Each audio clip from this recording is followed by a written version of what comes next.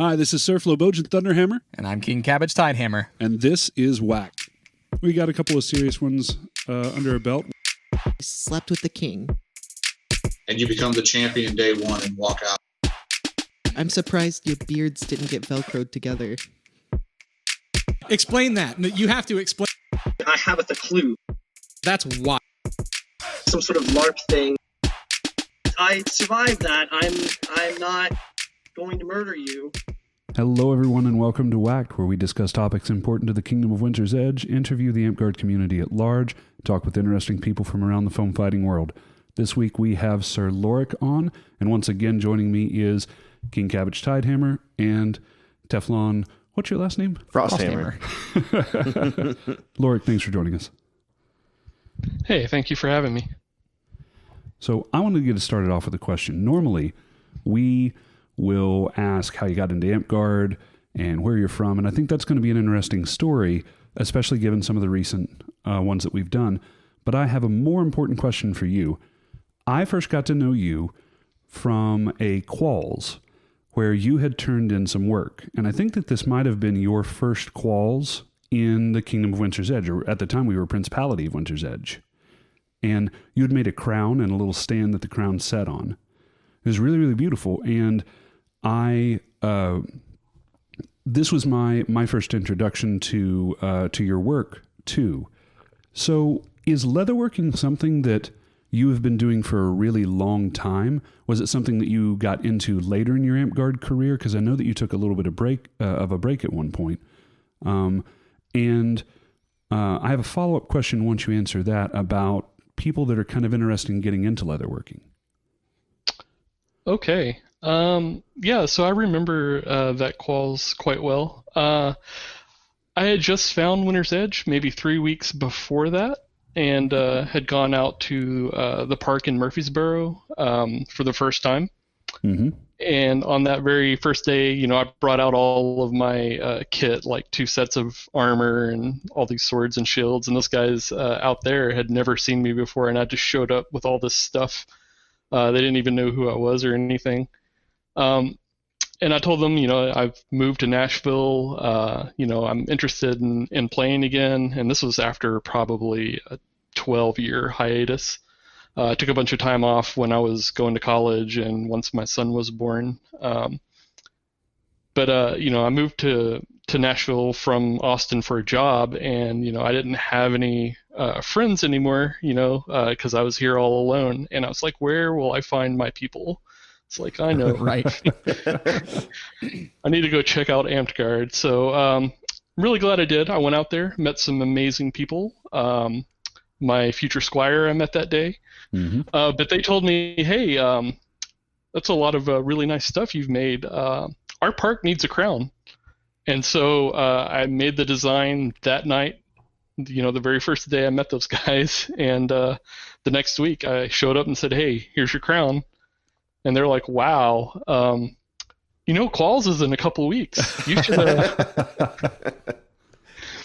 should take that out there. And I'm like, oh, okay. And so over those 3 weeks, I cranked out a bunch of other stuff. And, I just kind of stealth bombed Qualls that day and brought in all this stuff. So here's this guy from out of Kingdom. How dare he? Yeah. Well, it was interesting. I wasn't judging any of that. I was just the one organizing the behind the scenes of the event.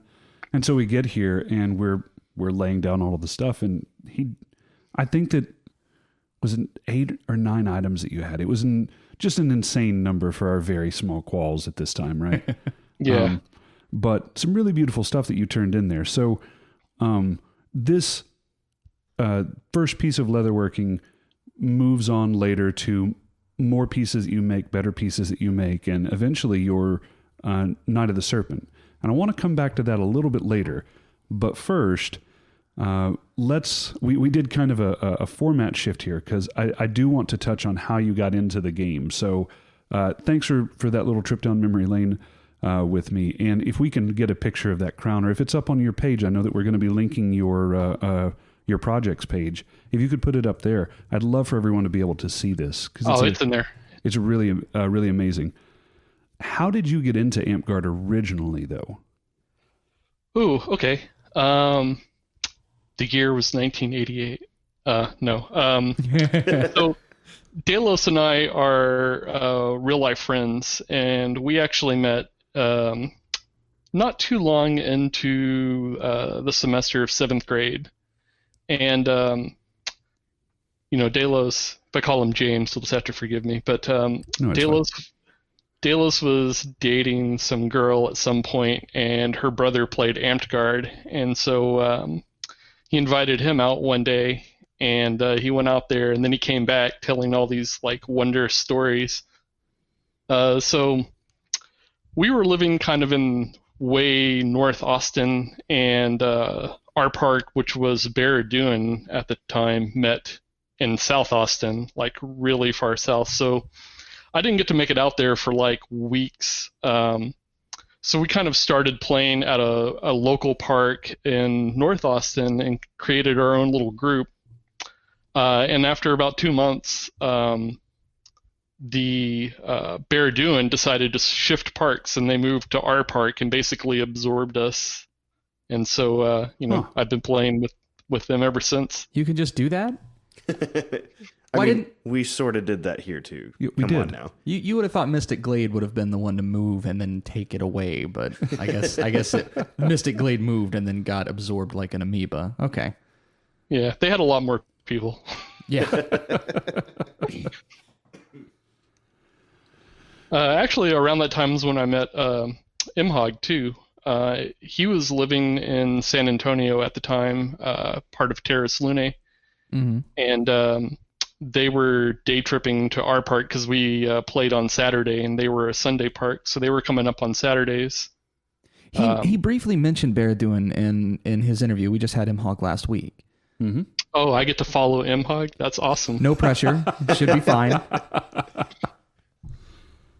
No, actually, now that I think about it, up now. No, in the schema of how this works, actually, you will follow. So it goes Imhog. Oh, I'm going to make it work. Don't. Imhog, Dame Linden, Randall, our buddy Jay, and then you. I think is that No, because Jay wanted to be the Christmas episode. okay? So you'll go before Jay. That's fine.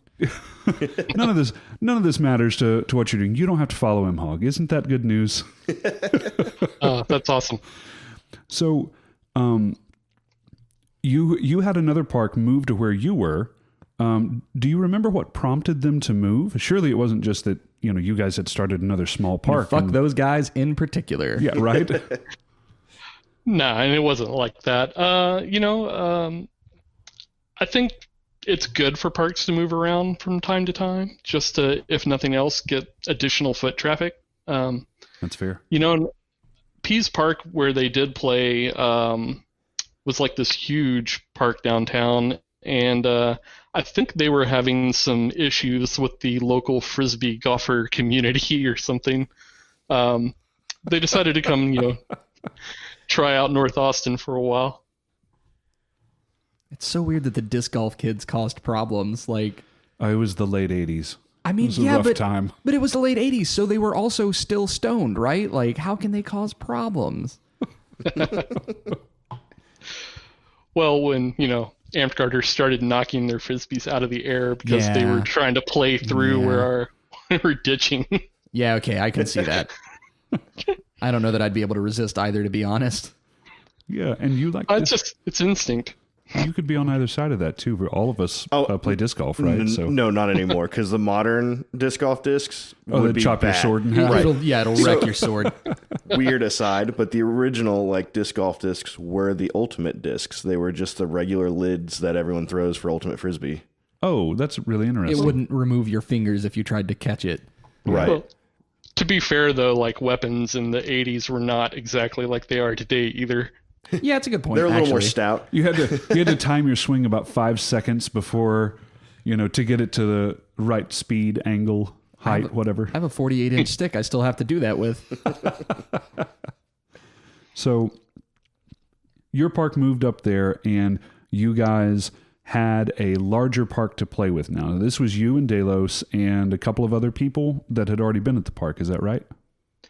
Yeah, I mean, basically, I think Delos may have been the only one that had ever actually been to Amped Guard proper prior to that point. Okay, so you're in the Celestial Kingdom, and correct me if I'm wrong, because again, we talked to Imhog briefly about this, and he said that park was it that park that split for High Fantasy Society? It was actually, yeah. Okay, I can remember things. So tell us about that split. Is that anything major, or was it just like some group decided they were going their own way? How did that shake out? All right, so Paragon, I think, was the third Amped Guard park, besides Burning Lands and Emerald Hills at that point. And it was started by a guy named Nathaniel Lauren who used to live in the Burning Lands. He was actually an Amped Guard knight, and then he moved to Austin. And back at that point in the game, well, and even for years after that, the Burning Lands kind of wanted to tightly control everything. Right. And a lot of the powers that be at Paragon wanted more autonomy. And specifically, they wanted the ability to change corpora and eventually knight people that they wanted to knight.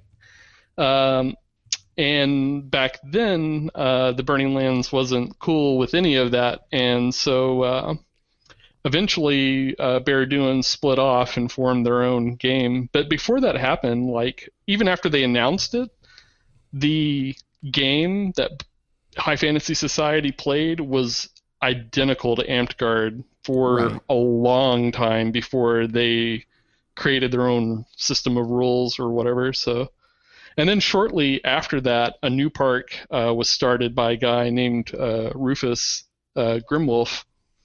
He started Torimar as an Amped Guard park on Sunday and actually played in the same location that HFS did, just on a different day. A lot of people back then would just go out to both. Yeah, and so a little bit of Winter's Edge history here. Rufus was actually one of the people that came up and founded a Winter's Edge park. And when we were still the Central Eastern Alliance, was really familiar sounding. Yeah, when we were still the Central Eastern Alliance, Rufus, who was much older at this point, I don't think he was fighting anymore or anything like that, was had a park that I want to say it had 20, 25 people. Was that Crimson Stag, or is that a different one? Because that would have been Nashville-ish at the time. It Clarksville or might something. have been Crimson Stag. It's so long ago, I don't remember. I've got the Amped Wiki here. Hold on. Let me see if that shows up anything. Crimson Stag. I know that I know that's the name. I just don't remember. Located in Clarksville, started under the Principality of Winter's Edge. The only info in the Amped Wiki is defunct sometime in 2008, but the heraldry is still there, and it looks kind of neat. So yeah, just a fun little tidbit there. We actually had a couple of events where we went to Rufus, and I got to meet him and his wife, both very lovely people. But we met them when they were very much in the sunset of their time in Amped Guard. I think that they kind of dropped out just a little bit after that, or maybe just ended up moving somewhere else. But I never heard from them again.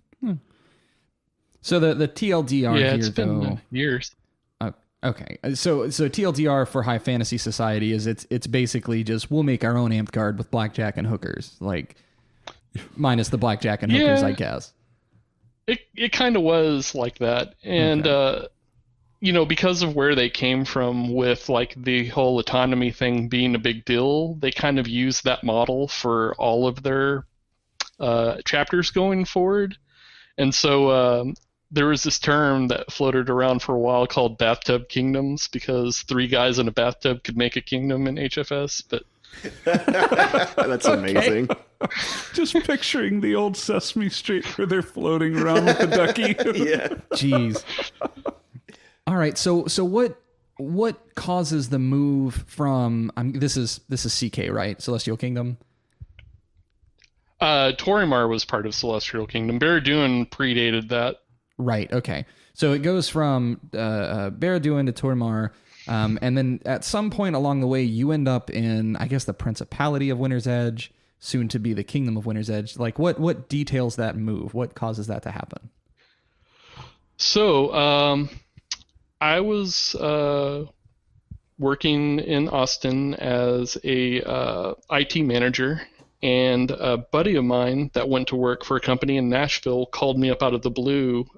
He was a director, and he was like, "Hey, how would you like to be a principal architect at this company?" And I said, I don't know. I think moving would be kind of a hard sell. And he's like, "Well, give me a number." And I just threw out something asinine off the top of my head. And he came back later that night and said, "Okay." And then I was like, "Oh, shit." Holy crap. Yeah, okay. It's like, "Oh, damn it. You caught me."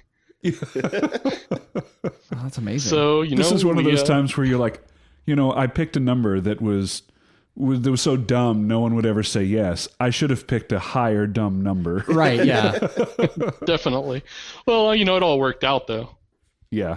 So we ended up moving to Nashville, and and when I was getting ready to move there, I actually did like a search for Amped Guard, going, I wonder if there are any parks out there, and there wasn't one at the time. Now, was this during the days of the Amped Guard Atlas, where it was still very buggy, or were there genuinely no groups at the time? Because I don't know what year this would have been.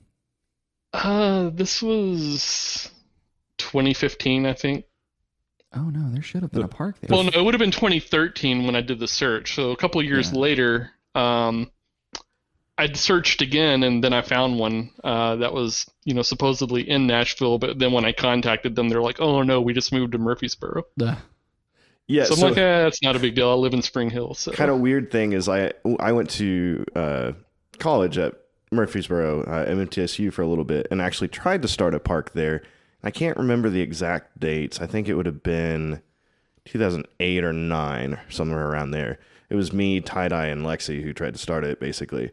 And it kind of got off the ground, and then it didn't. And so after that, Emerald Academy showed up eventually, which is what Loric's talking about. Okay. Yeah. Didn't an Anomaly come from around that time too? Yeah, so actually kind of, yeah. The park that we tried to start, I don't remember. I think I called it, I know it was Mystic something because I was making fun of everyone. Because there's Mystic Glade, Mystic Hills, Mystic something else. Mystic Caverns. Yeah, we had a whole bunch of Mystic things, so I just followed suit with it. And then, Anomaly was actually a roommate or across the room roommate kind of thing in college with me. And we did some stuff, did a little bit of DAG on campus, and then tried to do Amped Guard, got a few people coming out to Amped Guard events at that time. And then when he left MTSU, he went and established Mechia. Oh. It's always crazy to me to see all of the small interconnections that end up being, really well-known people within the kingdom. Just thinking about that after Lorc was talking about all the different people that he knew that, or people who's come here in other episodes. I was like, we have a direct tie to Neverwinter, but it seems more and more that our tie to CK is a lot bigger of a tie than we thought. Yeah. Mm. Yeah. All right. So you end up in Nashville 2013, 2015, something like that. That's when you pick back up. Yeah. Okay. God, it was, I guess, that long ago now. I know, right? So yeah, I guess I kind of already covered that a little bit. I showed up out of nowhere, and those guys were like, "Wow, it's nice to meet you." And I only have 2 modes when I'm in Amped Guard mode, and that's either like hardcore 100% or complete hiatus. Yeah, right. So, right now, I'm kind of doing the in between. You're forced to now because of COVID, I feel. Yeah. Right? Yeah. But we talked about this a couple of times before, but it's one of those things where if you need to take a break, you need to take a break, right? Sometimes it's just good to step away. It's good to try and refocus if you can. Find something else that you're having fun with within Amped Guard. But I mean, we've all had times where we just had to step back too. So, you were a really big part of Winter's Edge when you were up here, and you got quite a bit done. Not many people may know this, but Loric also served as our GMCoK which is our Guild Master of the Circle of Knights, for quite some time, probably much longer than he wanted to. The running gag, I guess if you want to call it that, is whenever you get brought onto the circle, you immediately get awarded the privilege of being the GMCoK. Oh, is that why you're doing it now? I see. Okay. Oh, there's a good story with that too. Oh, please go ahead. I basically got tricked into it. Oh, So was it Shalazar? No, tell the story. No. Tell the story. no, okay. So oh God, where do I want to start? Okay, so I got knighted at Keep. I think it was 2017, and we're there for the weekend. And after Keep was over, Kazan went to go visit Fiddles in Iowa, and then he was driving back home to Georgia, and he passed through Nashville, and he called me up and said, "Hey, can I crash at your place for the night and use that as a kind of a midway point?" And I'm like, "Sure." So he came, and he crashed, and the next morning we're having breakfast, and he's like, "Hey, can I ask you a question?" And this is like a week later, right? If even a week. And I'm like, "Okay." He's like, "I really need someone to be the GM of the CMCoK." I was like, "Are you kidding?" It's like, this is breakfast. Is that the opener? Is that the first? You sit down, you order drinks. "Hey man, do you want to be the GMCoK?" No, it was at our house. Oh, It's like, you came here under false pretenses.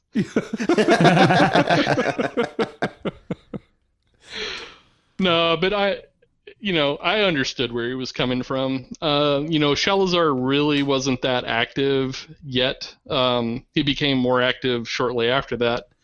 And there weren't really a lot of knights at that point. There were a few transplants. So I guess it wasn't that big a deal, but then it ended up being a big deal. yeah, we had a lot.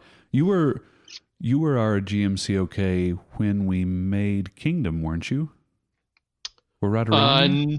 No, because I was the first knighted under the authority of the kingdom, so we were already a kingdom. Oh, right, yes. So, which is also a cool story. Yeah. Yeah, I think. Yeah. I mean, so you got your belt. We got Kingdom, and it was July, I guess. July is when Clan is, and then so you get your belt at the Keep on the Borderlands, which happened. What month was that? I think we said it earlier. I've forgotten. it was August or September. Yeah, very It was shortly. September. Very shortly after we get it, and so this is part of the really cool part here. People from Winter's Edge have tried to make it to Keep on the Borderlands several times. I remember when we had a big push for Kingdom, we had a whole lot of people show up with a big Winter's Edge banner. But you did this specifically because your knight, Delos, and several other people were going to be coming up to the event to kind of hang out and say hi to everybody and to see you. So you got knighted at court in front of there. Actually, we had like the we also had like a GCA reunion at the same time there. Oh, that's really so cool. there were a lot of people coming for that. So for our viewers who may not know, what are the GCAs? They're an association of players. It's actually called the Golden City Allstars. Actually, interesting story for how that got created too. Yeah, absolutely. Go on, please. Just go off on all kinds of tangents. But right. So Delos and Arthon and I were going to something called Crew, which was a HFS combined realm, and this was war number 5. And we showed up at the gate, and they asked us if we had any sort of affiliation. And Arthon's always Arthon of the Golden City, and then Delos started calling himself Delos of the Golden City, basically to mock Arthon. So then we decided, I think Delos maybe just said off the cuff, we're the Golden City Allstars. So then Qualibus showed up the next day with Kristen, and we invited him to join, and then we ended up fighting as a little unit in the Combined Realm War that day, and we actually did like really well. And then I went back into my hiatus mode, and Spring War was coming up, and I'm like, oh, I think I'm going to go out to Spring War. I told Delos that because he and I worked together. And Delos is like, I wouldn't do that if I were you. I'm like, what are you talking about? Why wouldn't I go out to Spring War? And he's like, well, Arthon and I maybe told a bunch of people they couldn't join the GCA because you said no. I was What are you hoping we'd get talking to about? that story. So, I mean, like, basically the way that worked was if they liked you, they would invite you to join. But if they were kind of unsure or just, a flat out no, they would blame me and say, oh, it's got a unanimous vote. And Loric said no. So that explains this entry in your Amped Wiki here. Yeah, that's what I was looking at. If for some reason you didn't make it in, it was probably Loric who voted you out. I see. This makes even more sense because when I was talking to Delos and asked to join the Golden City Allstars, he's like, yeah, I'm sorry, man, but Loric said no. I was like, dude, Loric's in my kingdom. He didn't say no. Yeah, so that was the running joke for a long time. And then for a long time, I had nothing on the wiki or anything, and I just searched myself one day, and the only entry said, one of the individuals who can confirm membership, if for some reason you didn't make it, it was probably Loric who voted you out. And I didn't even put that there. That was a guy named Rand from the CK who put that entry in there. I was going to ask. I was trying to look at the edit history to see who first made that edit. That's good. Yeah, it was pretty funny. So I want to circle back around before we move on because we've been talking about keep on the borderlands and you get your knighthood in front of court there, which is also becoming Winter's Edge tradition. That's where Tie-Dye got her. What did she take? She was a Flame. Well, no, I know that. Equus. Equus, yeah. Something like that. Where she got her Equus, her flame belt. Horse girls, man. Yeah, right. But I mentioned this earlier, and I wanted to circle back around to it. You do quite a few crafts, but I first knew you for your leatherworking, and I believe that that's something that you still really enjoy doing, or at least still do today. I've asked this question of a lot of the artisans that have been on the show. If you had someone that wanted to get into leatherworking, and I realize that there may not be an option that is not expensive, but talk to me about what you think a less expensive option would be for someone to start in leatherworking that would still give them some kind of cool thing to bring out to park. Oh, God. Well, it didn't really happen that way for me. I went gangbusters and spent way more money than what I had. Damn Tandies. Yeah, right. They made quite a bit off me. But no, I mean, you can get a beginner set. Like, I guess probably I got a set from Michael's that was probably $30 at the time, but that was 25 years ago. That basically just had a swivel knife, a bevel, a mallet, and a backgrounder maybe. And that's what I started with. My dad was an iron worker, and he asked me to make a welding rod holder for him. And so that was one of the first projects I did. Oh, and cool. yeah, so and then I made a bunch of other things for other people that he worked with. But really, I did a lot of the stuff with not really doing commissions, but telling people that I would make things for cost. And a lot of people took me up on that. Made a lot of different things. I was also very much an art kid in high school and did a lot of art classes, a lot of painting. And that's one thing I would really say. If you want to do leatherworking, you definitely should learn the leather carving side of it, but learning how to paint is probably just as important if you're entering things. A lot of people, probably don't spend as much time focusing on the painting side as they do on the leatherworking side, but on a given project, you'll end up doing a lot more time in painting than you will the actual leatherwork part. That's fair. Yeah. So some very basic tools, and then maybe some practice with with your brush work as well to get you kind of started there. Did you ever do anything starting where you were kind of just using leather as your canvas and painting onto it that way?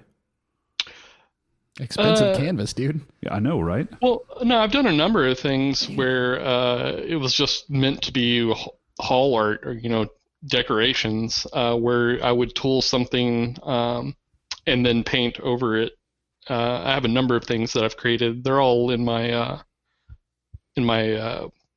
public Facebook page, the Amped Guard Crafting photo album. Yeah. We'll definitely link that so everybody can take a look at it. Yeah, I was just dropping it into Trello here. Before we actually move on, I want to kind of swirl back around. We talked about. I said swirl back around. You did. I was just going to let it go. We talked too. about Golden City. Well, no, it's relevant. It's a very great segue if I didn't do it unintentionally. So we talked about Golden City Allstars, and we've danced around calling that a fighting company. It's not. Sir Michael did the same thing, so we're gonna not. But I notice here that in a similar vein, you also helped found the Maelstrom.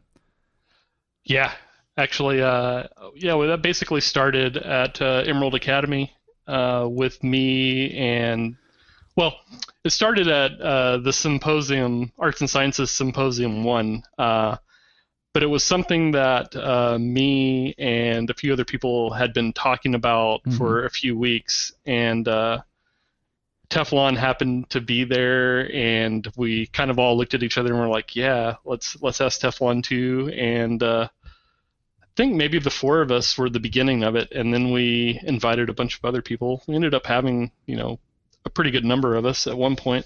Not a bad roster at all. Looking here on Amped, you've got yourself, you've got Walbaron, who's inactive for the moment, probably for a while.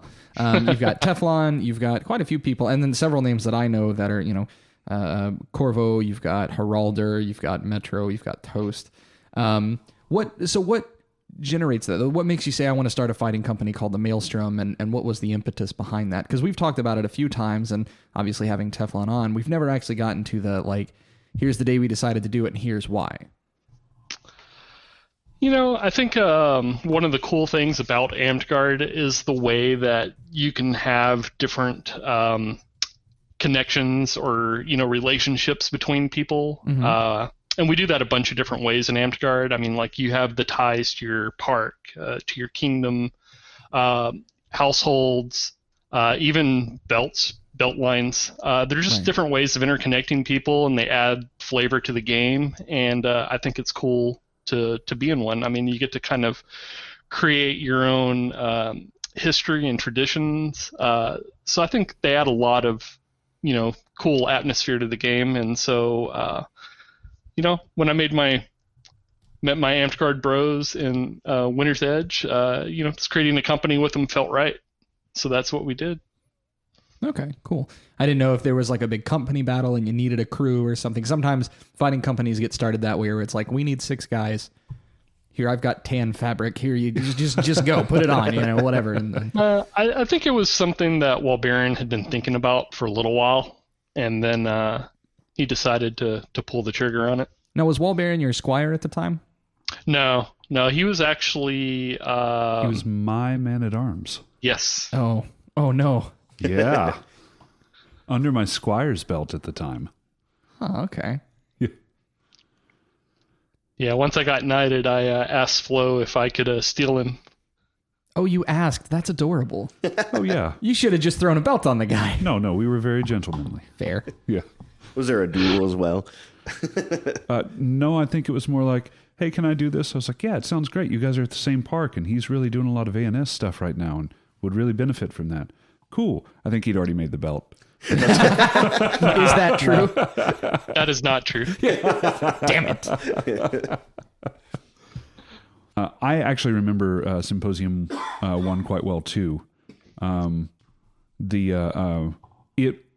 like events like that. I like events that I'm going to call kind of non-standard. It was a cool approach to.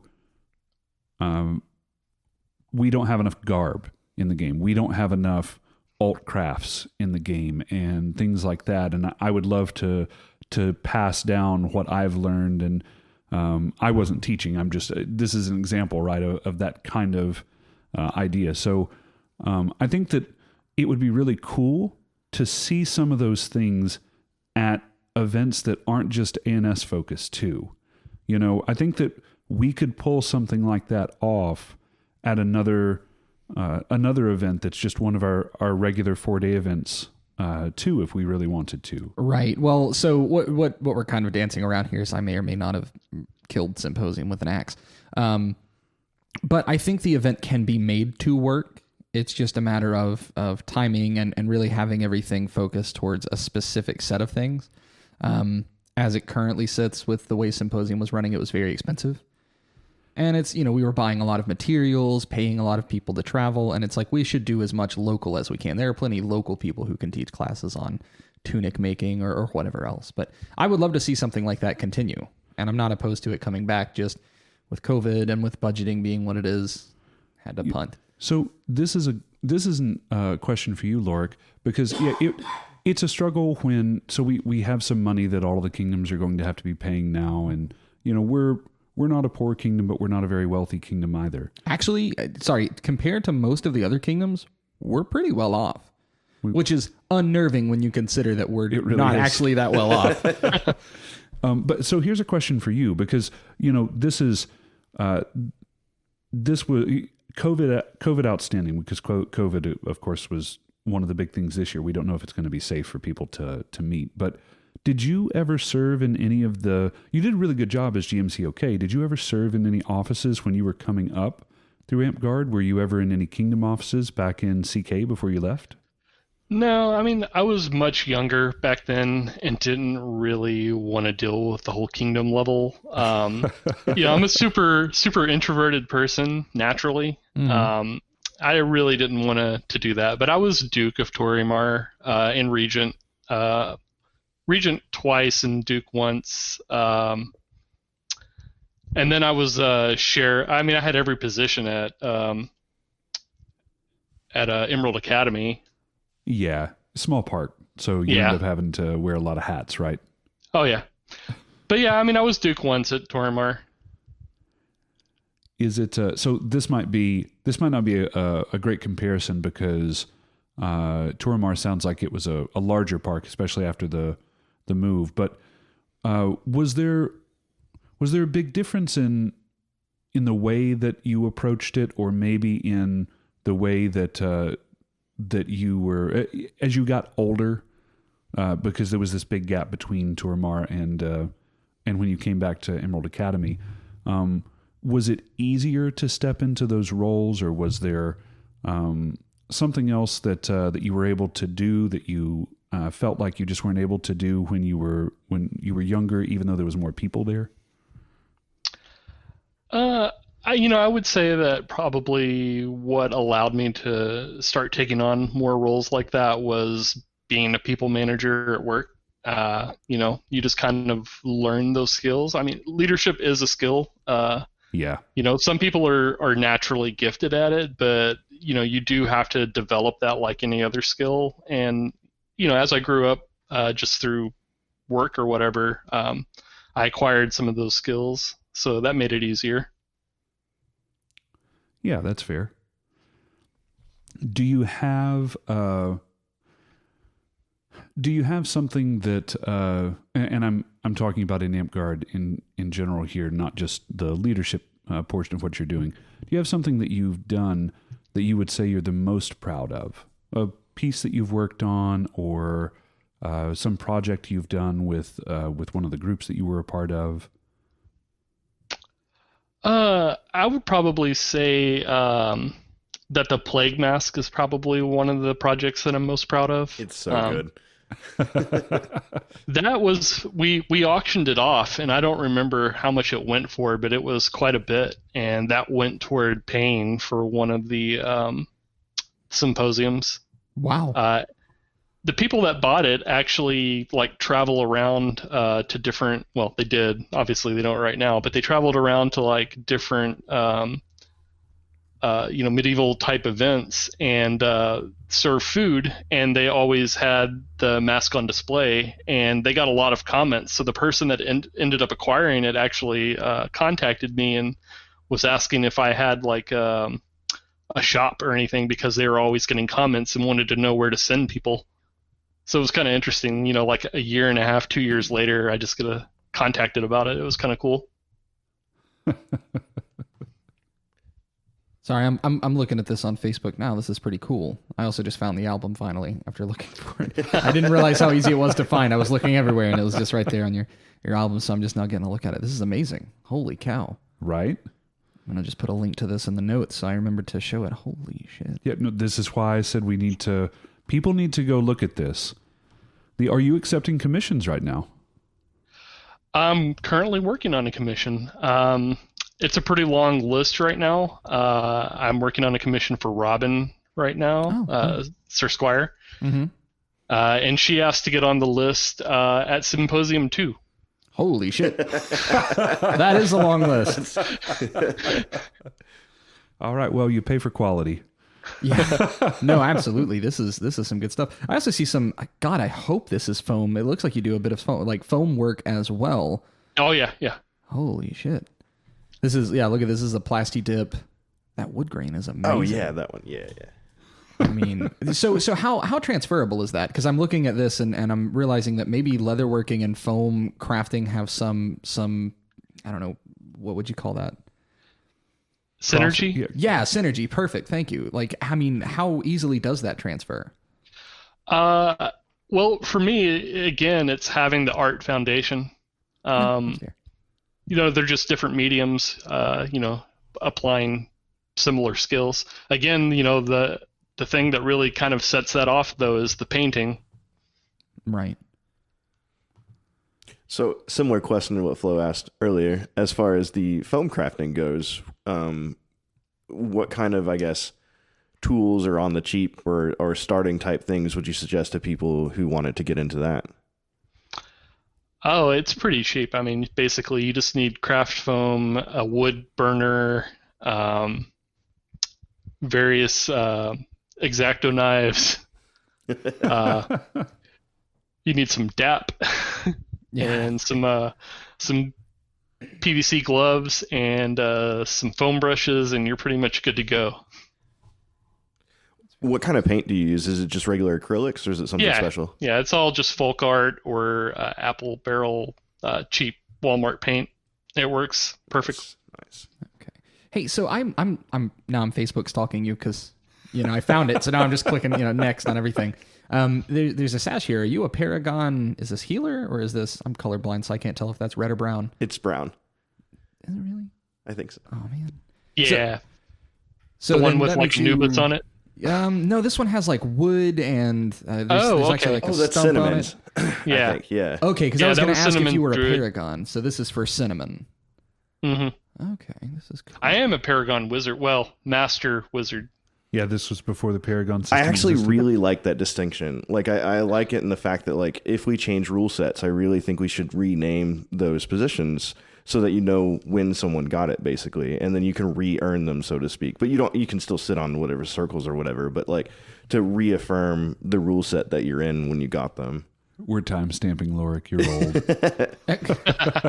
No, it's a cool system, but I mean, how much utility does that have other than saying like, well, I was there when, or like, does this breed Amthgard hipsters though? Do you get to say like, I was Paragon before it was Paragon? Like, this is Jay's whole thing, right? No, I think it shows which edition that you were the best at, because moving forward, maybe the people who are Paragons now aren't as good in those positions or something like that. Don't trust him. He's only a master wizard. If you want good advice, you need a Paragon wizard.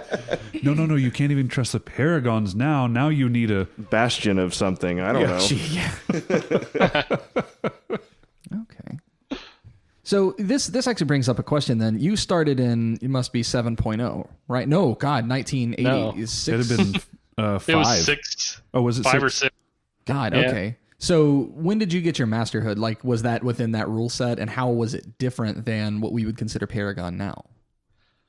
I got it in 6. Because God, and my whole play style of Wizard was based on the fact that I was young and could run faster and for longer than anyone else at our park. Or really for the Kingdom, for that matter. You wouldn't know that now, but I used to be pretty fleet-footed. So and like Paladins and Anti-Paladins weren't immune to Lightning Bolt back in the day. Yeah. They were immune to almost everything else, but not Lightning Bolt. So I used to just target Paladins and Anti-Paladins and spike lightning balls into them at high speed. Just make them have a bad day. Oh, yeah. Like, at one point, I'd have, like, basically all the knights in a game chasing after me and, not being able to catch me. Yeah, and keep in mind, for those that are younger Imp Guarders who weren't around when 6.0 was going on, there was no such thing as Ambulant back then. So you had to stop and charge all of those up before tossing them away too. I remember a big strategy back then too was even if they ended up getting pro mag, you lightning ball their armor so that they're basically wearing nothing but their pajamas at that point, right? Yeah. Yeah, so there were 2 spells that were naturally ambulant back then, Hold Person and Spell of Wounding. Yes. That was just built into the spell, and so those were your bread and butter for when people were chasing you. And then for people that had pro mag or whatever, you just stop on a dime and stab them to death with your dagger, and they don't ever expect that. So Now, I can't remember if it was you, so this may be the wrong person for the story, but do you have a story about the old spell of, I think it was Transformation or something like that?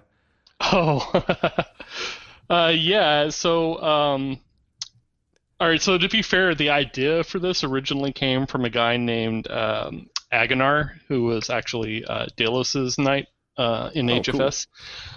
But back then, Transformation turned you into a monster, and you traded all of your lives except for one to be that monster, and it had a requirement that you had to have the garb in order to play that monster.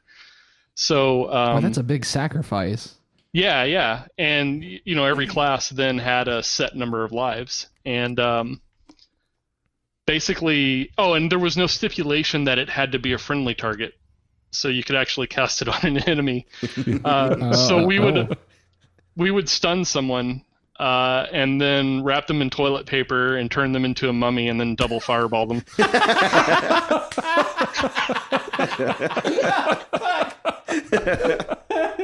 I'm just picturing every wizard spell kit having toilet paper stuffed in there. Hey, your kit in general at an Amphgard event, if it's a camping event, should Has include toilet toilet paper. paper. Yeah, right. but not for fucking fire. So, I'm not sure that we actually ever did that. It was more of a thought experiment, but we talked about it enough that they changed the rules. Weak. So this is actually a question. We need to ask more people this because different rule sets. Like I am always complaining that we need to give Bard's Mimic again because I think it's funny. But is there, aside from that, are there any other spells that you wish were still in the game, or do you have a favorite spell from a rule set that just didn't make it into 8.0? Wait, 8? Yeah. 8. Oh, I was a big fan of Wind. Yes. That was a cool spell. Just because mighty wind to blow, and I don't remember it all now. I know, right? Sleeping force of wind I hail, send you forth a mighty gale. Gentle breeze was once beguiled, make your breeze tornado wild. Scissor into a cyclone again, breeze become a hurricane.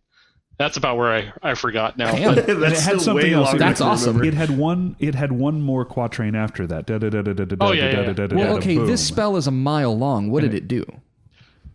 It made all of the enemy team in sight reset to their base.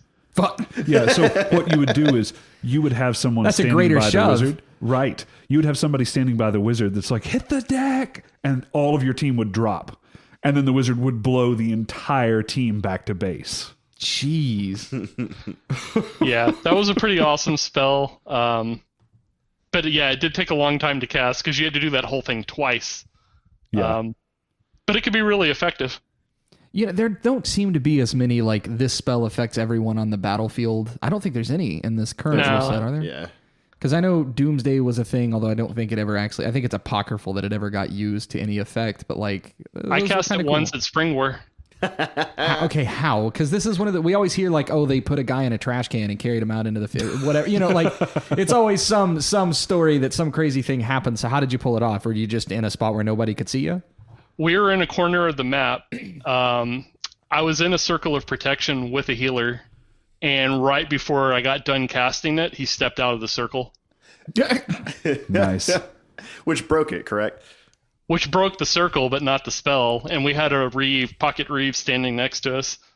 Oh, the days of Pocket Reeves. Hey, we're about to do this really, really zany, crazy thing. I need you over here so that when people try to stop us, you tell them, no, this is totally legal, and also nothing that you did counted.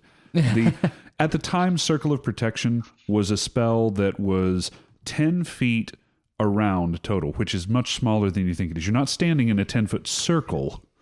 It's 10 feet around. Circumference. Yeah. So, and anything inside the circle is basically immune to everything. It was essentially Sanctuary, but for other people. Not even Sanctuary, because nothing could hurt you. No, you're basically out of play. Yeah, you're totally out of play. Okay. No arrows, no spell balls, no nothing. You're the way that it was described at time in the game was you appear to be a cylinder of light, from ground to the heavens. So it could be dispelled, but no magic user was going to waste a dispel on that, even if you were planning something crazy, because that takes away from their ability to blow everything off of the heavily enchanted scout or the heavily enchanted warrior or whatever, right? Yeah. That's great. I love that. Back in the day, though, people kind of used to just make up things on the fly, and a lot of people would just go with it. Like another time, somebody came and overlapped their circle of protection over it, and their thinking was we were now on the same plane. Yeah. Yep. We used to also have a spell named Force Wall, and I saw situations where people would put a force wall in front of your circle of protection or through the center of it or something like that. Man, I miss, but also am glad that all the terrain effect things are gone. Like I used force wall and flame wall to a lesser degree a lot, but it was not a good thing for the game. It was interesting to see flame wall. I remember specifically, which this would have been at the height that you were playing, where archers would all get behind the flame wall because if you shot arrows through it, your arrows would become flaming arrows. Yep. And this was just a 10-foot strip of cloth, everybody. It was a 10-foot strip of cloth that from 15 feet away, you could no longer see it because it was on the ground. Right. And it lasted for like 60 seconds or something like that. I don't remember. There was a time until frame. the caster died. Well, Yeah. I thought that was force wall. I thought flame wall burned out, but I could be wrong. This has been forever ago. So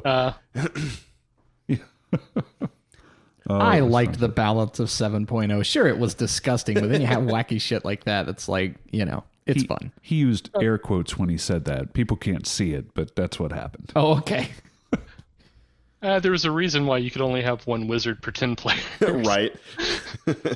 Yeah, and as Teflon's talked about before, the balance probably really wasn't 1 to 10, especially when you had a really good wizard on the field. God, it was horrible. Probably Lightning bolts, telling you. Lightning bolts, fireballs, and spheres, and like it just didn't matter because there's no ball count for it. So you could literally just be like, I got 100 gamma balls in my back pocket, so I'm going to just use them all as fireballs. Well, they weren't gamma balls then, but.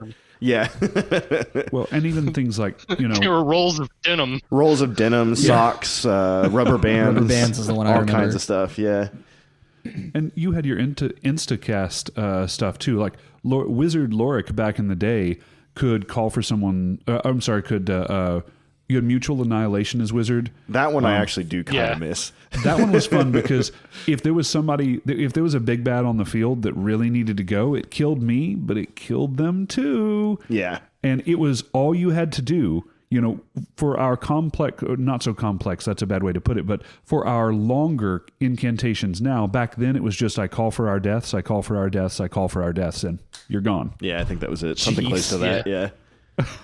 That's Yeah, fair. the only thing that could beat that was druids. Yep. Yeah, Druids call are lightning dumb. strike you.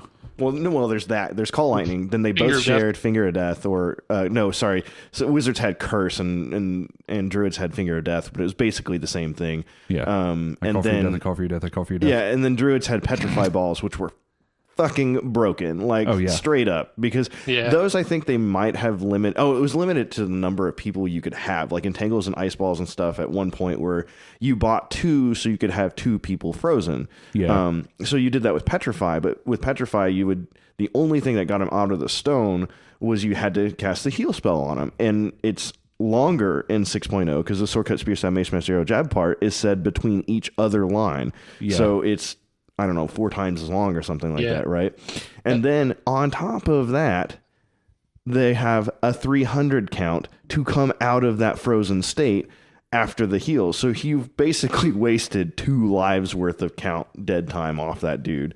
Oh, yeah. I remember we used to... but losing a life actually meant something back then. Right. Most people just took the death because the amount of time you would be sitting there. Yeah. Mm-hmm. Oh, wow. Okay. Dude, we would carry around lays, like Hawaiian lays, and whenever we put them to stone, we would just put it around their neck so that people stopped shooting at them, right?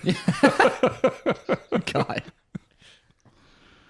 Oh, so we've been talking a lot about old rules. What is one of the older rules, spells, or something like a mechanic of some kind that you would like to see brought back? Mimic. Not mimic. Who said that? That's crazy. Wow. Actually, back in the day, one of my favorite things was confidence. Oh, I would always go find the bard and get like a spell higher level than what I had cast on me. Like it was either seer or fireball. Yeah, absolutely. We had a friend who played bard and would when me and my best friend who were growing up through Amp leveling up or whatever, he was like level 2 and we'd get confidenced and he'd be able to cast lightning bolts or fireballs or whatever. So you were kind of like a buddy system. It was kind of like a mentorship, so to speak, with that spell, so that you can bring someone who's not as powerful up to being a little bit more powerful. So this may be me being like a bit of a rules lawyer. Confidence still is in the game. Right, but it's not under the same kind of aspect, I don't think. Target player may instantly charge a single magic or ability. But it doesn't say that the player has to have that magic available to them. Well, charge does. It has to follow all those rules, so it's kind of silly. Let's see. Yeah, it used to be just like anything. Yeah. You basically granted them a spell point somewhere else in another level that they couldn't even access. Yeah. Okay, I'll go with that. Yeah, I don't see it here, but also Amtwiki is not a 1-to-1 copy of the rulebook, so I might be off.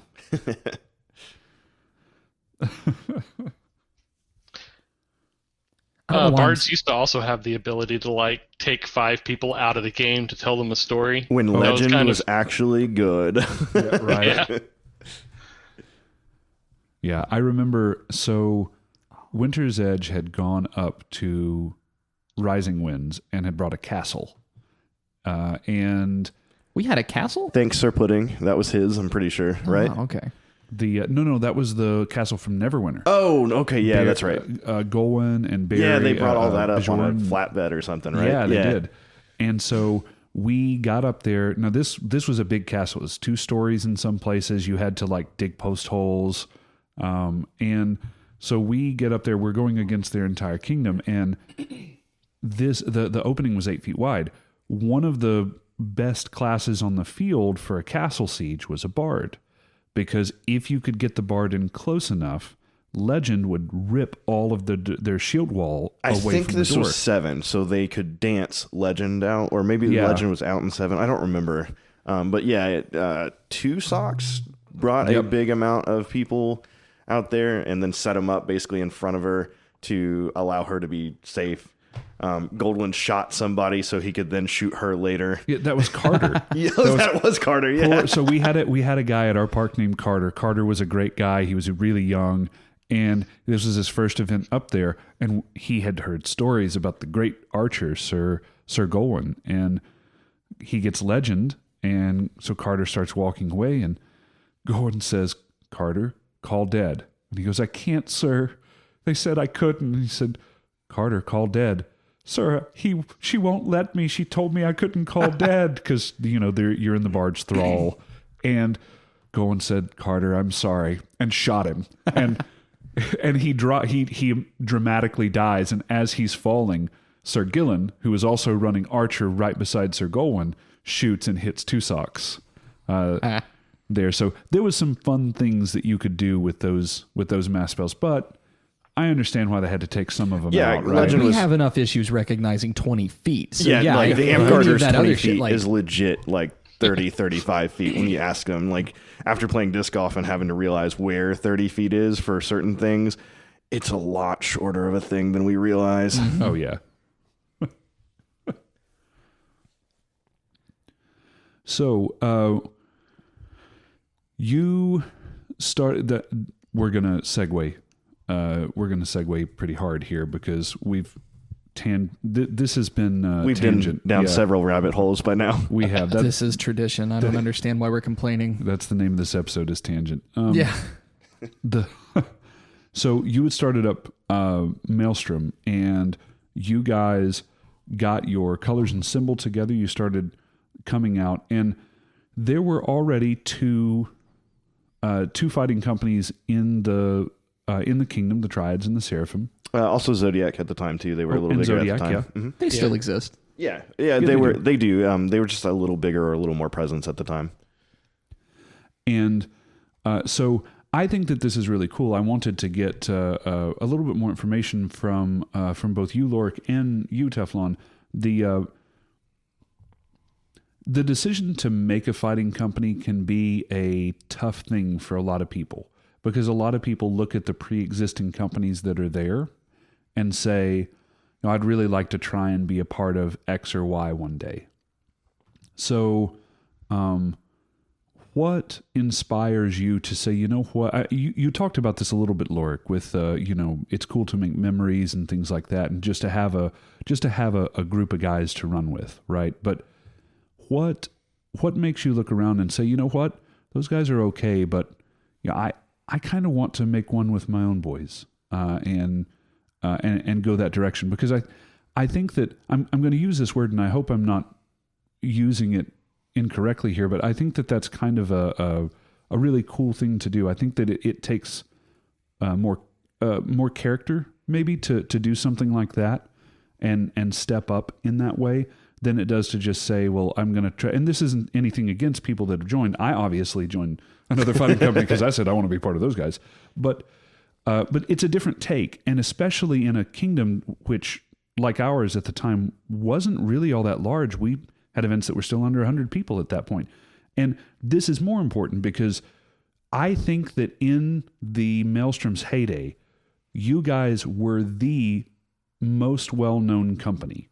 I think that people didn't really think of the Triads very much because we weren't doing a whole lot of battle games and things like that. And the Seraphim at this time had really transitioned over to doing more of the management part of running events. They weren't really participating in battle games whole cloth the way that they had before, with everybody in armor and everybody doing things. You guys were bringing a whole lot of fun. We mentioned some events that you guys ran before. What's it like to do that? Well, coming from the CK, there were a lot of companies, and I've actually had this conversation with maybe even you, Flo, before, but at one point I said, the number of active fighting companies is a measure of health in a kingdom. Agreed. Mm-hmm. Uh-oh. Like I said, they bring a lot of intangible benefits to the game, and so, it just never even occurred to me to not create one. That was never even really a thought. It's just like, hey, let's do this, and so we decided to. Now, we had Teflon and Baron, which are both, you just touched on this, really amazing game designers, and that was something that we thought our group could bring, and so that's why we ended up creating or running a bunch of events, because we had some really good game designers. So your comment about fighting companies it touches on something, I don't want to call it a nerve, but something I've had for a while. And that is, you said it's directly tied to the health of a kingdom. And Winter's Edge currently, and for the past few years, has been very fighting company light. And we often talk about the fact that fighting companies don't really have a place anymore. Is this unique to Winter's Edge, or is this a direction Amtgard is moving? And then is there a way to, kind of bring fighting companies back into the fold and make them something that people want to be a part of again? Solve Amtgard's problems. Yeah, I don't think I'm going to do that. I haven't really been around any other kingdoms lately. I live in Neverwinter's territory now, but because of COVID, I still haven't gone out to meet anyone yet. So, still waiting for that to happen. So I'm curious. Previously in this area, there was a lot of local level fighting companies as well, where they didn't really expand outside of the park because at the time there was 20 plus people on field, so you could easily get a group of 5 or 6 people together, and it's you and your friends for your fighting company. Did the CK, whenever it was young, or Rare Dune or anything like that, did they have a lot more local level thing? Because that seems to be not so much of an existence now. Yeah, I mean, a lot of the companies were local, like the Torches were an all Torimar group in the beginning. There were several others like that. The only like really big groups back then were like Annihilus, the Corsairs, to a lesser extent later on the Saracens. Those are the ones I really remember, but a lot of them were just local groups there for a while. Do you think that those local groups helped keep people in the game at all, or was it just it's my friends, I'll be part of this group then? I think they do.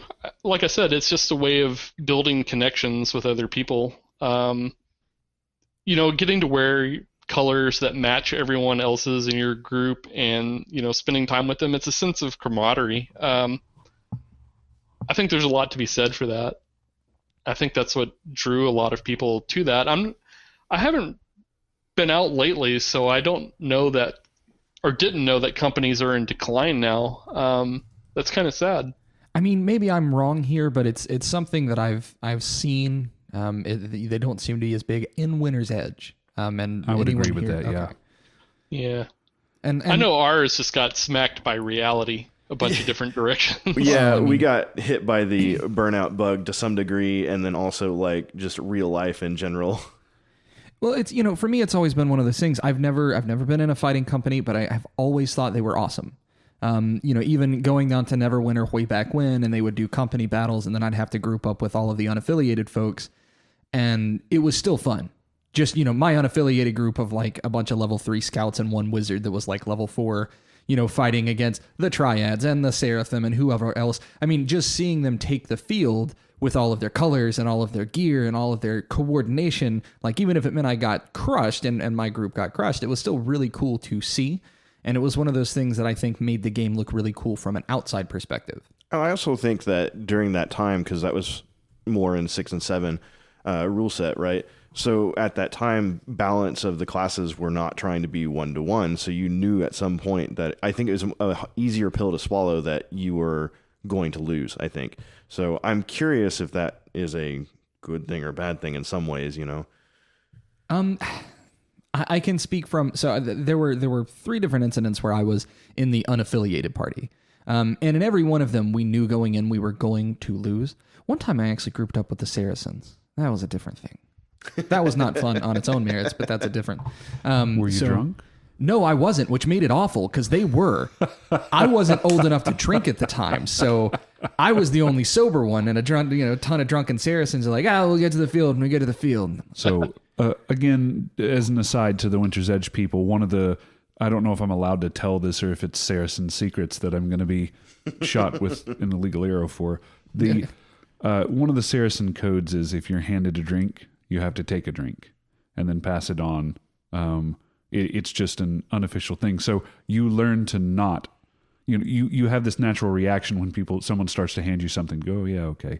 But you have to learn not to do that, because Saracens, especially back when you started Loric and around that time, this is when Saracens are starting to grow, and the idea at Clan of Saracen City starts coming up, which was, and I'm not joking here, 50, 75, 100 tents, all roped off with tarps over them, kind of connecting it into this huge... Enough red and black fabric that it made you think it was like a gathering of the Juggalos. You never knew.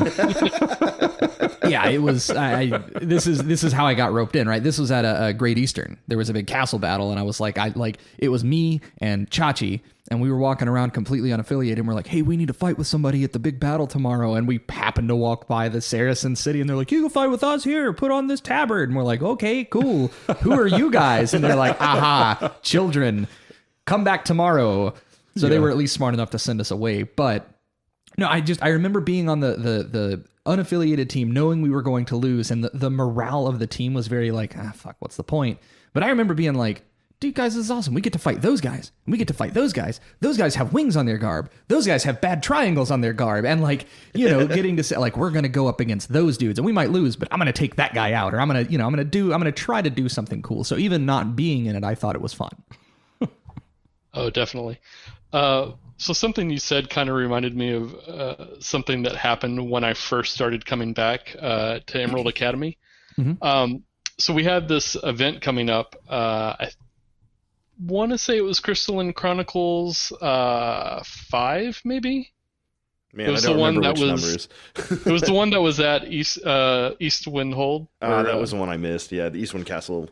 Eastwind Castle, yeah, and that was actually a really amazing event. But they were like, "Yeah, and you could bring your son," and I was like, and they're like, "What's wrong?" I'm like, "Bring my son to an Amped Guard event?" Because my mind immediately went to CK in the '90s. I was like, "What are you talking about?" Yeah, like, no, it's fine. It's he's fine. going to leave with neck tattoos. And But yeah, it really had changed a lot. So yeah. This is just a thing. No. This is a thing outside, like in the regular world too, where like crazy shit. Like the big example I have is music festivals, and they're always like, "When are you bringing your kid?" And I'm like, "Well, he's 6, so 12 more years." Yeah, never maybe. Hold on, 6. I'm gonna go with 15 more years. Yeah. Before I even think about it, So this was the first time that I met you, Loric. I don't know if you remember, but this was my first event back after I had blown my twisted my leg into pretzels, and it had been fixed, and I had gone through rehab and put on about 30 pounds. And so this was, I actually shaved for this event. There's still pictures of me out there totally clean shaven. Gotta find him. Hold on. Like a Flow Amped Guard. Yeah, I think that they're under my, it's not Flow Amp Guard. Flow Thunderhammer. Yeah, there you go. And so this was the first time that we met. We actually stopped and talked for a little bit. I was sitting, because I wasn't actively fighting yet. I came and I did a little bit of sparring, but I wasn't ready to kind of plunge all the way in yet. And me and Kelbo and Heralder, of all people, were sitting near the big fire pit, and you happened to stop by and say hi. yeah, y'all were having like a religious discussion. Well, Holy crap. So the discussion actually went a couple of different ways, but yes, one part of it was a religious discussion. But no, so I actually remember that very vividly because I had I don't know if I had already talked to you a little bit when you came and turned the stuff in at Qualls, because I can't remember whether we had Qualls yet or not. But I do remember that if we had already had that, we didn't get much time to sit and chat. And this was our first time to really get to sit and chat. And we talked for probably about 30 minutes a little later that night. Where they were doing this fighting pit where it was for fun and you could donate money and you got little gems for donating it, and then you could bet on the fighters that were going on, and all of the donations were going towards charity. It was a cool thing. You and I got to talk a little bit more that night while that was going on about where you were from and how you came up and things like that. And that was also when I learned that you did leatherworking. So I guess no, we hadn't done the Qualls yet. This had to have been fairly early on because I asked you where your belt had came from, and you're like, "Oh, I made it," and it was the first time that it was a belt that had more than one ring on it. He kind of had this thing where it was multi-ringed and had little sections. Those. Oh man, it was beautiful. Wish I could remember. It's in the album. It's the Squire's belt that had the copper not work on it. Yes. So again, I know I know that in podcast form this doesn't make a lot of sense, but there is going to be a link here. You need to go check Loric's stuff out. Get on his list, and in about 6 years, you may be able to see an item from him. Might be a little longer than that. Who's responsible for that style of belt, by the way, with the multi-rings? So I call it like a buckle hybrid. I don't really like ring belts because I'm overweight and they slip a lot, and I feel that a lot. having to retighten them. So I'd rather have a buckle. And I saw the one that Sebastian Dulac made for Sir Badger out of the wetlands. He posted a picture of it on ANS, and I'm like, oh my god, that's the kind of belt I want to make. So I messaged him and asked him about it, and he said, oh yeah, that's actually a really common design in the wetlands. Feel free to knock yourself out. And so I just started making belts in that style because I like them. They give you a little bit wider canvas to do more work on the tongue, and I like that. There's one thing I need, it's a wider canvas. I was going to say, you and I know quite a bit about wider canvas. Teflon, you got to catch up, man. I'm trying not to. More Waffle House trips with us. This sound is a Waffle House cup. Where were you? It is. Oh, so weird. Waffle House reminded me weird traditions that can spring out of this sense of community that we've been discussing that you can build with belt lines, households, belt lines, everything. households. Yeah. So we have one where everyone sitting in this room right now realizes that Waffle House is a mistake, and that we are taking hours off of our life every time we go there right now. Yeah, but it's the hours at the end of our lives, so we've kind of just said it's okay to give those up. You guys started a tradition of Steak and Shake. And that's better than Waffle House. Yeah, well, it's a whole lot better. We just don't have one around here that stays open for any length of time. They're open, but they're only drive-through at the moment. Was there some kind of story around that? Because I seem to remember Walbaron mentioning something about half-starved, giggling runs to Steak and Shake at near midnight or something like that on more than one event that you guys went to. Oh, okay. So that started because our hotel shared a parking lot with Steak and Shake when we were at Keep on the Borderlands. And so, we would be leaving Keep really late at night. And one of those times, while Baron had gotten into a whiskey drinking contest with Darian, and I think Darian cheated. And so while Baron was just like annoying the crap out of me because he was super drunk, I think he tried to start a fight with another company. And Chuck had to go rescue him. No. This is Keep, yeah? Yeah, this was Keep. And I can see John doing that too. We're driving through the parking lot of Steak and Shake, and then he sees it, and then he just goes off about, oh my god, I need a shake. I'm so hungry. So we ended up in Steak and Shake. And then the next night we ended up in Steak and Shake. And then the next night we had like 20 people with us at Steak and Shake. That sounds about right. So, okay, weird traditions, since we're on this topic. I scanned the Maelstrom page. There's something about a plunger, a golden plunger, and getting someone to sign it. And so while we're here, explain that one too. That's like I said, you get to kind of build your own traditions when you start a company. And so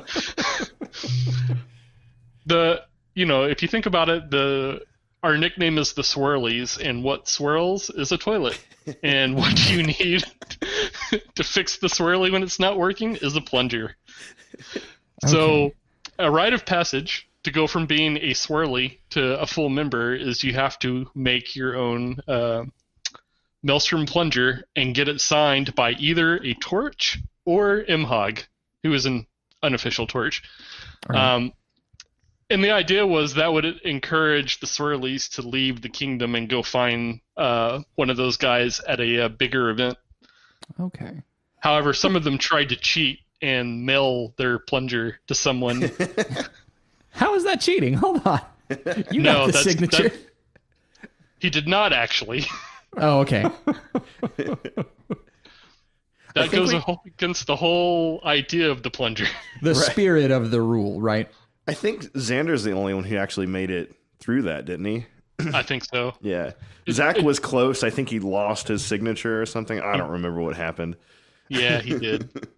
He didn't have the plunger, so he thought he could just get someone to sign a regular piece of paper. That's right. And then he was going to, affix it to the plunger, but then he lost the paper. Yes. Now, are Imhog and the Torches aware of this, or do randos come up to them at events and go, "Hey, can you sign this my fucking golden plunger?" Yeah. So some of them are aware of it, and that was part of the idea.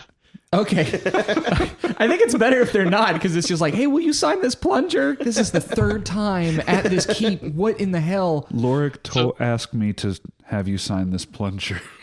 It's really a time bomb, because I was hoping that one day somebody would find Draknar and ask them that. Oh, man, that would have been good.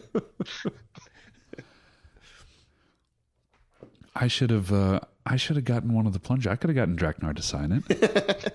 You know? You'd have to find him because I don't think he's playing recently. Is he? Oh, no. I don't think he has been recently, no. Okay. I didn't know if the plungers and the steak and shake were related. Oh, no. I hope you don't You have think to they steal could be, the though. steak and shake. Can I use your golden plunger? It's decorative, not Or today. maybe the Waffle House. Yes. Yeah, right. After that event at Eastwind Castle, Crystalline Chronicles, we went to Waffle House. Mm-hmm. And that was, after 3 or 4 days of heavy drinking and everything. And at the end of the meal, I got up and said, "Waffle House toilet, prepare to meet thy doom." And Walbaron's wife freaking lost it. Those poor Waffle House employees, too. I gotta clean that. I thought Jessica was going to, spit what she was drinking. It was hilarious. Beer Winch is one of my favorite people. She is so much she's fun. amazing. Yes. So much fun to hang with at an event. Did she choose that name? I don't know the She answer to that. accepted it. Okay. Yeah, I don't know the story for that one. Do you remember Loric?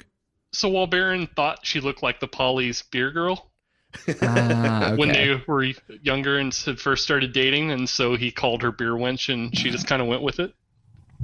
I mean, that's fine. Judo the nickname on its own head, right? Yeah, right.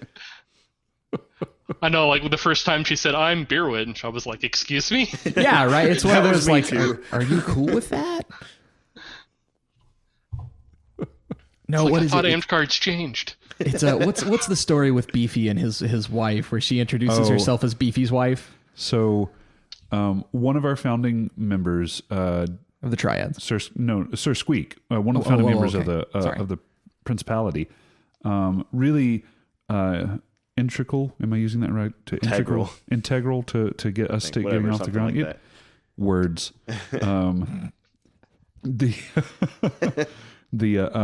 She was very foundational for us getting started, and so Squeak loved to see other women playing Amtgard. Right. Fighting, doing ANS, non-com, com, didn't matter. She loved seeing other women out, and she also loved the idea of families being able to come out and have something to do at Amtgard. Right. So you have to know Beefy's wife. But so they have brought at this time, I think she might have been pregnant with their first child. This was a long time ago. And so Squeak sees that Angie is out and goes over then. Angie's Beefy's wife, and goes over to say, hey, I'm Squeak. Squeak's name is Helena. I'm Helena. It's so nice to meet you. I love seeing somebody else out here. You and Angie did used to fight a long time ago, and so are you a combatant? She goes, oh, hey, I'm Beefy's wife. And Squeak said, yeah, but you have a name though, right? You know what Amtgard is? She's like, oh yes, I know what Amtgard is, but Beefy doesn't let me have a name. Oh God. Oh God. And Squeak got furious at Beefy, and Squeak was also from one of the Western Kingdoms, speaking of CK, and so was more than able to deliver vigilante justice to Beefy on behalf of poor Angie. And Angie, of course, is just cackling madly the whole time as she's watching Squeak beat Beefy into the ground. Oh, God. So this is something that, like, obviously fighting companies and households have traditions and everybody kind of makes up their own. Is there like a universal Amped Guard tradition that anybody can take part in? Is it like, like for Winter's Edge, I would say that's like Drinking midnight bacon. underage? No, God damn it. No. Okay, hold on. We got to beep that out. So like Duffer does midnight bacon, and that's something that like if you're up at midnight and more like 2 a.m. in the feast hall, like we do that. But like, is there like a universal, no matter what kingdom you're in, or is it genuinely that local? No, complaining about your volunteers and monarchy is definitely an Amped Guard tradition. Shitting on volunteers. Yeah. Okay. Loric, were there any... Did CK have any like odd traditions that they did at their events? That you can talk about legally on a podcast that's going to be listened to by other people. Nothing really comes to mind. I mean, okay, so there no, for he a can't talk while, about them. there was this annoying thing where at dawn, people that had been up all night would go singing Roxanne through the camp. Call Jay. Get Jay on the phone. Someone. Oh, that's beautiful. I don't know. I guess I wish there was like a tradition that like, at midnight at every event people did a thing. But like, I guess, what, that's up to Amped Guarders to start. Well, I think also some of that, I'm part of the bad part of this one, but like hotel culture and things like that in more recent years leads to less like camps. Like there's not really a Maelstrom camp or a Triad camp or a Saracen camp as much anymore. So you don't get that social aspect of it anymore. Well, I tried to bring that back with the camper too, but then you run into situations where there's some events where you just can't camp. Yeah. Like they don't allow it, right? And I agree, though. I miss the times when we would go on walkabout. And, yes, we were talking about that CC earlier, Loric, where there wasn't really any hotels nearby. So all of us were around and we were chatting while the fighting pit, the charity fighting pit thing that they were doing was going on. That's really where Amped Guard memories are made. So, I mean, your question was, are there any traditions that happen with Amped Guard like that? I think maybe there could have been, but I think they might have gotten lost as we drifted away from camping culture and more to hotel culture. I mean, this is a problem that Amped Guarders as a whole can solve, though, right? Like immediately after Feast, we're all going to go do something stupid, whatever. But like, it's up to us to make that tradition. Absolutely. So like, get in, losers. We're making a tradition. Everybody get naked and get in the pond or whatever. Don't do that. Actually, it's too cold. That's a terrible idea. Yeah, no, that one's probably a crime. We'll make up a better one, but it's up to Amped Guarders in general to figure it out. So, Loric, you are you close to any of the parks down in Neverwinter? I don't actually know where you moved to. I just remember pictures of when you were building your house and being very jealous of your cabinet or your countertops. We're in Ocoee, which is not very far from Orlando proper. So there's a park maybe 45 minutes from us. Okay, cool. Hey, can you speak to, I know it's come up a few times online and maybe COVID has everybody kind of heated, but there was either a petition or at least there was something going around about like part of Neverwinter splitting off and becoming a principality. Do you have any idea what that's about? No idea at all. That's fine. Like I said, I haven't been out to a Neverwinter park yet. Yeah. That's you moved and I mean, right. COVID You moved in pretty much COVID. hit, right? Yeah. Yeah. Right then. That's I built a house, then COVID happened. That's where I'm at. I don't know. I just want to find out more about that and figure out what's the deal, but we'll get to it. Although my son has been asking about it, so. Asking about Amped Guard in general or about the split? He's asking when are we going back out. I'm like, that's really cool. Yeah. When we start meeting again and COVID's gone. How old is your son? Because mine's 7 and we do, Amped Guard in the backyard and stuff like that. And he loves it. And I'm like, maybe I'll start bringing him to park when it's safe. Yeah, he's 16. Nope, not even close. Okay. Wait a few years.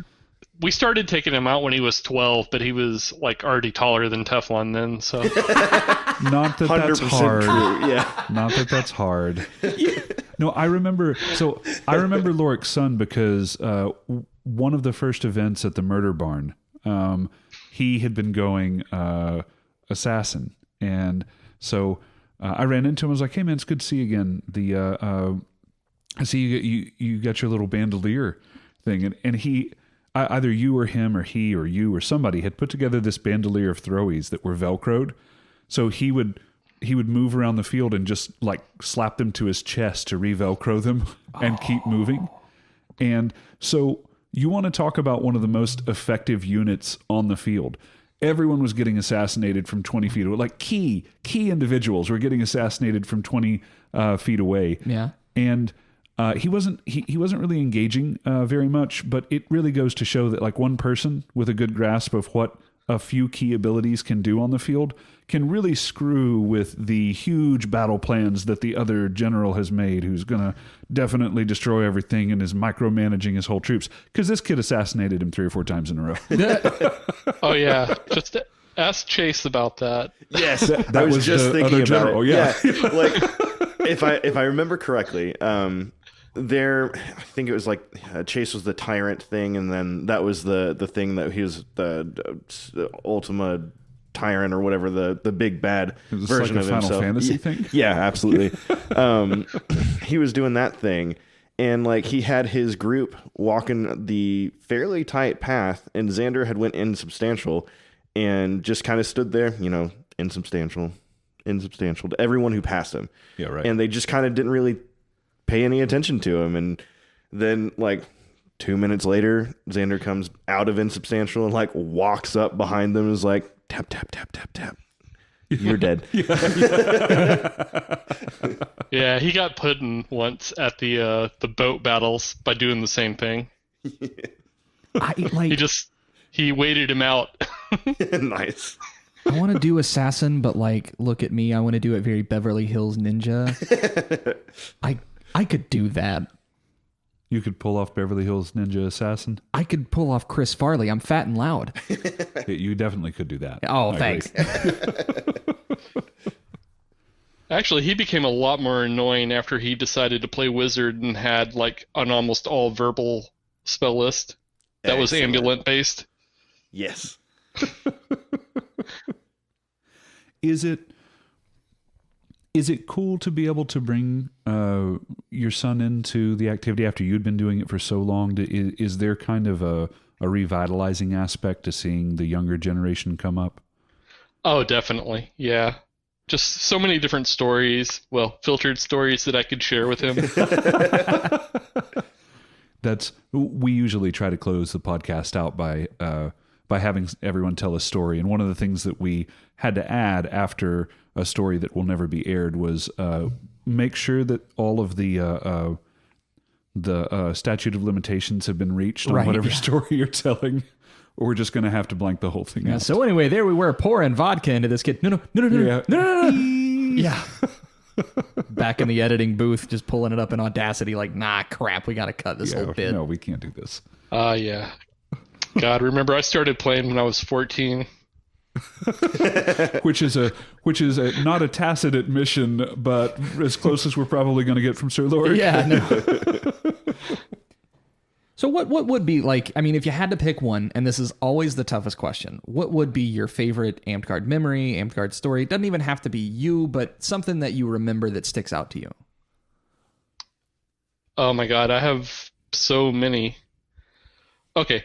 You can do more than one, by the way. This is just, we always try to pick one out at least. People have a hard time. If you've got a bunch, go for it. All right, so one thing that happened that like nearly made me like laugh myself into, almost pass out. At Clan, there is this torch named DOA. People call him Stumpy, and he got really drunk. And he was standing on a log, and I wasn't there, but he slammed it into the fire, and he yelled 90 degrees, and he fell off the log into the fire. And so I wasn't there, but we had an event a few weeks later, and Dargoth, a friend of mine, another torch, was telling me about it, and DOA was also there, and he's like, no, you're telling it wrong. So he pantomimes it again, and he gets on a log at this fire, and he does the same thing, and he falls into it again. Oh my god. I nearly freaking died laughing. That it just stuck with me forever. No. It happened like this. So I think it was Stumpy who did this. Because I know for a fact it was a torch, and it was a Neverwinter. So Holy shit, he was a torch and he set himself on fire twice. Yeah, you missed that one. Oh, No. Somehow he had drunk armor, and he didn't suffer any ill effect from it. Oh, sorry, that just dawned on me. Okay, go. But he's the one who, I'm pretty sure it was him who actually gave me my name, because we were in Neverwinter, and I was fresh triad at the time. And we were in a ditch, and I was fighting him and a couple others. I think Arthon was there and everything too. Oh yeah, Arthon was there because I have a story to tell. Oh, excellent. So we're fighting, and then I die or they die. We're both dead. Something. We're talking. And like, hey, what's your name? You're fighting pretty good or something. I was like, it's Jeff. And he's like, no, is that your persona name? I was like, I don't really have one. Nothing's ever really stuck. And so he's like, oh, kind of like Teflon. And like 4 or 5 people down, Goldwyn pokes his head out of the line in what I believe is a very cartoon fashion at the time. And he goes, well, that's his name now. Yeah. So that event where you got your name was, so Sir Arthon had come down, several of the Bobs had come down, several of the torches had come down to... I don't even remember why they were there. Yeah, I don't remember either. It just they came down to a random Florida. Maybe somebody was getting knighted and they were there for the knighting. Maybe. That was a thing that Florida did occasionally. And so we decide to have a midnight tournament. And Arthon is using this flail. I don't know why he was using a flail. He doesn't normally use a flail. But the head was one of the enormous Nerf soccer balls. The handle was wooden with electrical tape over it. Oh, that means he didn't like you. Yeah. And it could have been a thing. Like they had a thing for a while where they would try to find like weapons that were as close to illegal as you could possibly get and use them. Concrete Justice was an example of this, where somebody had taken concrete and poured it down into the hilt to duck count swords or dreidel sticks. Yeah. Wait a minute. Sticks. Wait a minute. I'm up to date on a lot of Amtgard terminology, but dreidel sticks is not one of them I know. So that was a Calibus thing, and I asked him dreidel stick, and he's like, dreidel, I made you out of clay. Oh. So we're in this tournament, and I was young, thin, and tall, and none of the torches like taking legs. That's a bad way to put that. None of the torches practice with leg shots. Saying that they don't like taking them implies that like they're not going to call their legs. Yeah, or they're not something. cheating. They just don't deal with it. To be fair, no one likes taking legs. Yeah. Oh, that's true. But in general, they actually practice where leg shots don't count for a very specific reason, because when they're training, they're wanting you to focus on kill shots, right? So it's things where if you get a double leg within a couple of seconds, then that's okay. If you get an arm leg combo, that's okay. But in general, try to avoid the legs unless you're doing it as a specific part of a combo to kill.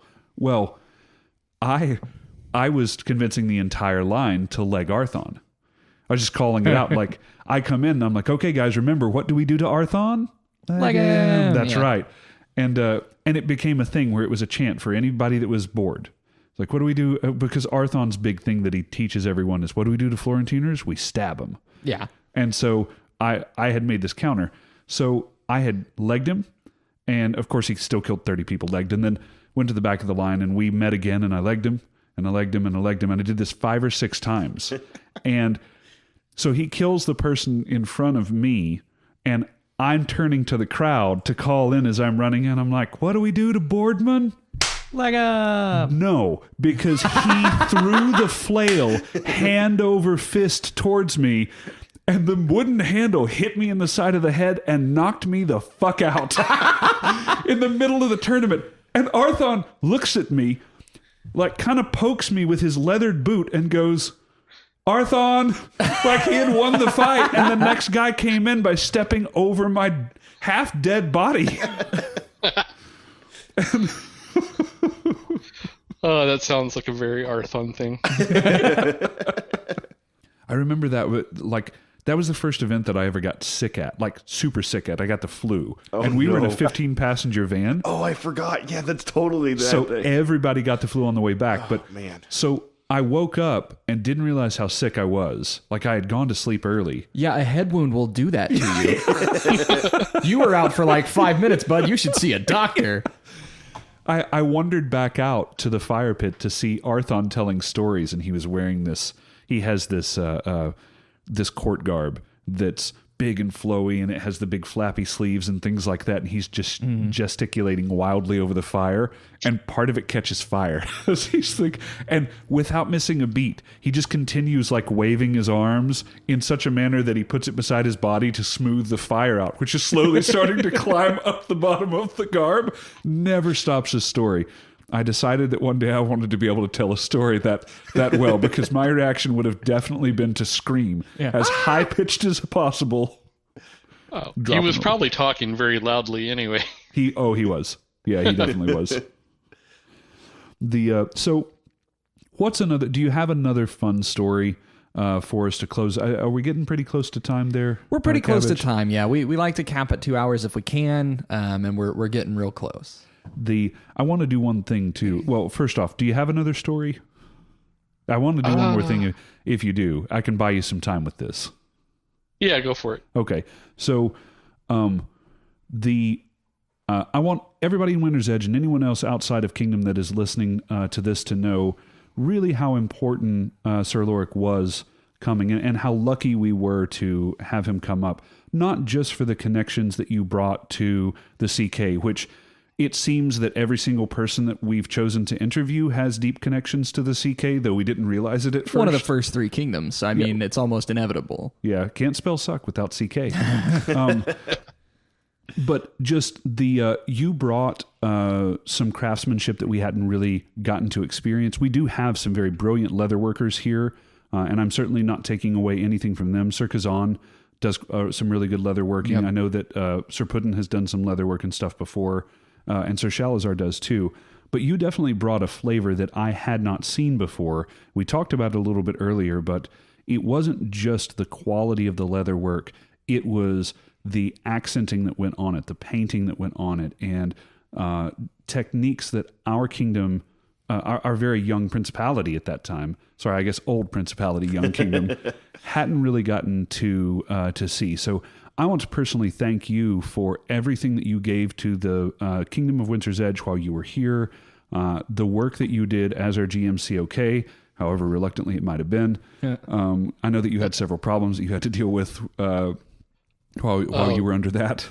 Yeah. No, hold on. We can't just, what problems? The circle really isn't discussing Okay. things. Yeah.